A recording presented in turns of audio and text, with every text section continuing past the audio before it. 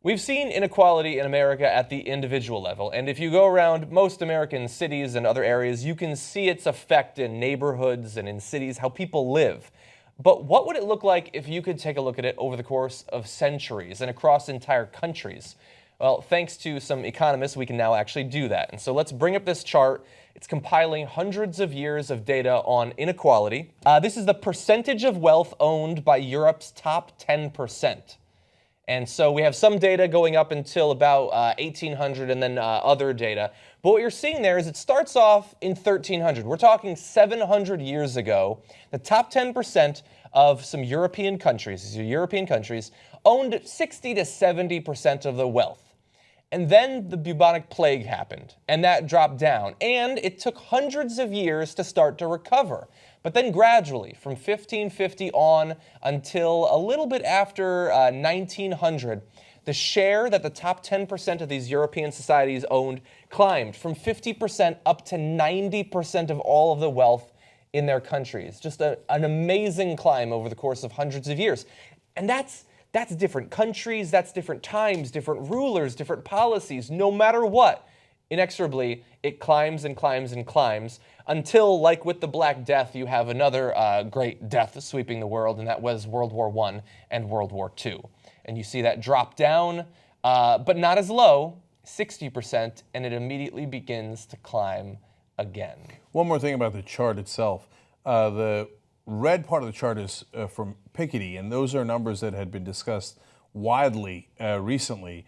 And the blue part of the chart is the new numbers that have come in. Yeah. And when you put it together, it seems to tell... It's even scarier. Yeah, it's a slightly different and a very interesting message. So now let's talk about takeaways from that data. And this is where I like to speculation, right? But I think it's important. So one takeaway is that the huge spike up begins in the 1500s.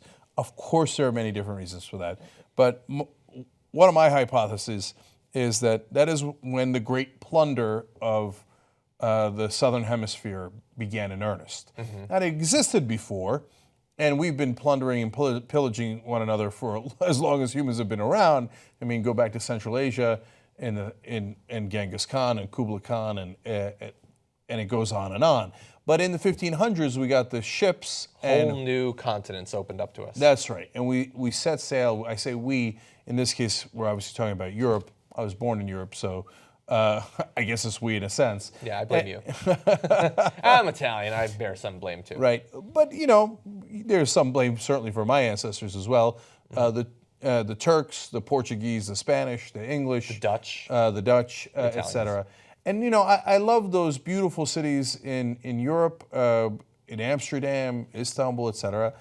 London, not Paris, obviously. But a lot of that was built on plundering. Yeah. And so you see the effect of that, I think, in these charts as income inequality grows and grows for the people who were in charge and benefited from all the gold and everything else that was brought from the Southern Hemisphere to the Northern Hemisphere. And that wealth was concentrated in a few hands. And then you have industrialization, and you have the robber barons, and that concentration of wealth continues, even picks up speed. So now, when does it ever go down? Obviously, there's one way that it goes down, which is not positive: tremendous death, bubonic plague, and the 2 world wars. But I would posit, and this can be proven out in America, these are European numbers, so it's slightly different, of course, is that the other thing that happened was, after World War II in America, we actually had the New Deal put in place. And it, for at least 40 to 50 years here in the U.S., it made a giant difference. So where bribery still existed, but it was illegal and hard to do. Mm-hmm. And so the politicians, at least on the domestic end, represented their voters a lot better. And what did you have? You had a fairer tax code.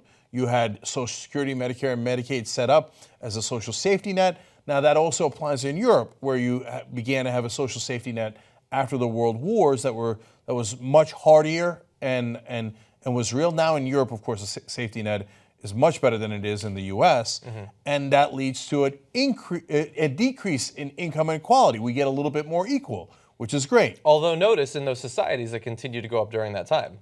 Even under the Scandinavian style social safety net that they had in Europe at that point, the rich still do very well. Yeah, it's not like they're suffering, Yeah. right? And then in 1980, at least in America, this chart is again for Europe and slightly different.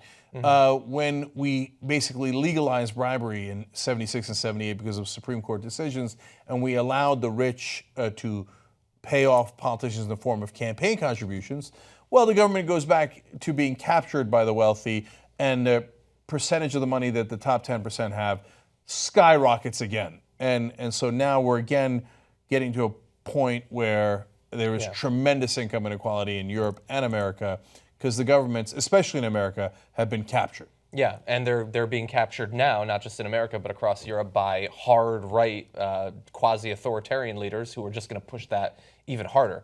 And yeah, I mean, when you have the great deaths, you suddenly have an opportunity, a small one, where because so many people have died, the relative power of workers goes up, basically. But the thing is, when you have these major colonies overseas and you have industrialization, you have opportunities where only the rich can actually benefit from them. A poor person can't buy a boat and go, across the sea to mine for gold, and they can't afford to stock a factory and start to build it. And so those are two ways that things are rigged against them, obviously. Then, of course, you have the actual laws. You have tax policy designed to benefit certain types of people and not others. I mean, it's a complicated system. This is the sort of thing where we really need to bring in an academic to explain a bit of this. Perhaps some of the people who worked on it, that's something I'm working on. But it is interesting to speculate and about what we can possibly do to reverse some of this in the future, although history is working against us. Yeah. Well, look, one way is let's take the first step and get our governments back. And if they actually worked for 100% of the people rather than the top 10% or the top 1%, I bet we'd be a little bit better off on this. And that's not just a guess. It's borne out by history, at least on the American side, which I've studied a lot more. And you could see those charts from the 1940s to 1980 being far more equal than it is today. Yeah. Yeah, and if you're rich and this scares you, this direction we're going in, don't worry. Even if we succeed beyond our wildest dreams, you will still be way richer than us. You're going to do just fine. Right. In a worst case scenario, the top 10% in history have owned 50% of all the wealth. Yeah. You never do poorly. You've never ever done poorly. Right. The only question is how well you do, whether it's owning 50% or 90% of the wealth. And by the way, the causal connection could be in reverse, which is what this analysis didn't look at, that when income inequality peaks, we get massive deaths. Yeah.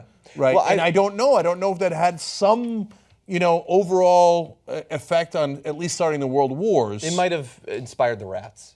But no, I'm joking, but I've mentioned this many times. I haven't taken much out of my time in academia, but that is one of the things, especially in Central America and South America. If you want to find a predictor for violent revolution, there is nothing stronger, at least in those countries, than income inequality. When that gets to a certain point, people feel like they have nothing left in the system, no reason to go along with it, and violence becomes their only option. That is perfectly logical, and nobody wants to get to that point. No. Not only do the poor, the middle class not want to get to that point, the rich should want that point even less. Yeah. Because then you're risking everything. Yeah. If you've already got 70 to 80% of all the wealth, that extra 10% doesn't do you any good if it leads to revolution, violence, and the kind of death that you see throughout history. Yeah. That's a terrible way to play this. And so if they had any sense at all, they'd be on Bernie Sanders' side going, you know what? Let's even this out a little bit. A little bit. Let's get it down to 65%. We'll still be doing great historically, but my head won't be cracked open by some crazy protester. The corporate media has multi-million-dollar anchors. We have you guys. Go to tytnetwork.com/go, and you can help hire investigative reporters that'll do real journalism.